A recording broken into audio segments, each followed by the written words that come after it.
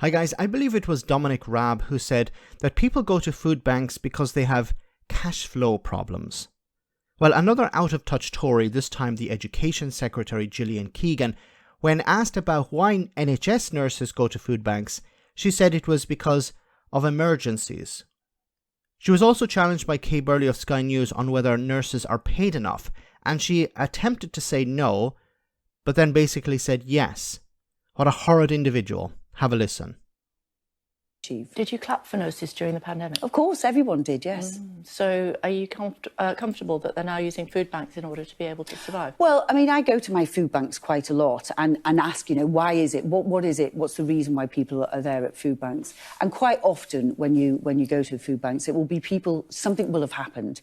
Something will have broken down, either a relationship or a boiler or anything. They're usually there in an emergency situation. What a liar. A liar and a charlatan. Gaslighting the public and lying to the public here. People go there because of an emergency, a broken boiler. So, back in 2008, when there were only about 4 or 5 food banks in the entire country, now that there are more than McDonald's restaurants, is that because there have been an exponential increase in broken boilers or broken relationships? These people are lying to you. Notice that when she was asked, are you comfortable with this? She didn't say yes or no. She said, well, many people go to the food bank because of a broken boiler. The vast majority, there are some people who probably turn up at the food bank saying, look, my boiler is broken. I can't cook, or I can't pay my bill this month. Can you help me out? Yes, some people do that. But the vast majority are people returning to the food banks day in, day out because they don't have enough money to feed themselves. And the fact that NHS nurses that she claimed to have clapped for are having to rely on food banks is disgraceful. But why are they relying on food banks? Because of Tory policies, her policies. I know there was a lot of focus on increasing the starting salary for nurses. There was a lot of focus on making sure that lower paid people in the nursing profession were also increased. But, there's no doubt that people are worried, very worried about inflation. Do you think nurses get paid enough? Well, I think the average when I last looked was 34,000. 34,000. And out of that 34,000, they have to pay travel expenses. In some cases, in England in particular, they have to pay for parking. They're struggling at the moment. Now, are MPs struggling? Of course not. And MPs gave themselves a £3,000 increase in their salaries.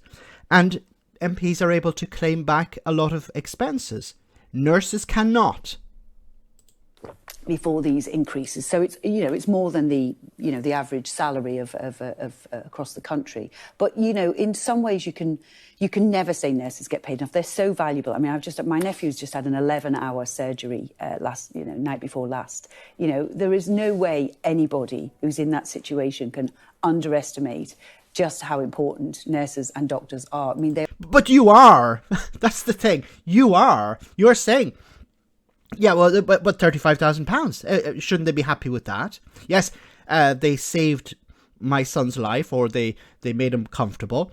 But I still believe that they shouldn't earn more than £35,000 because of inflation. They are literally a lifeline to many people. So we should be paying them more. Well, we pay them. Obviously, there's the independent review bodies. There's 1.3 million people work in the NHS, so and it's obviously public sector, so you've got to get the balance between, how much you pay. It's a huge bill. It's a huge cost.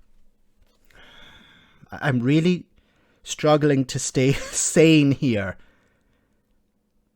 We have to balance, on the one side we have saving people's lives, and on the other side, we have to make sure that bankers get their bonuses.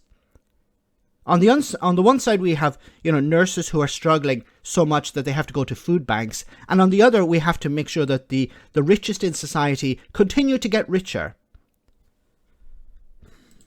The NHS.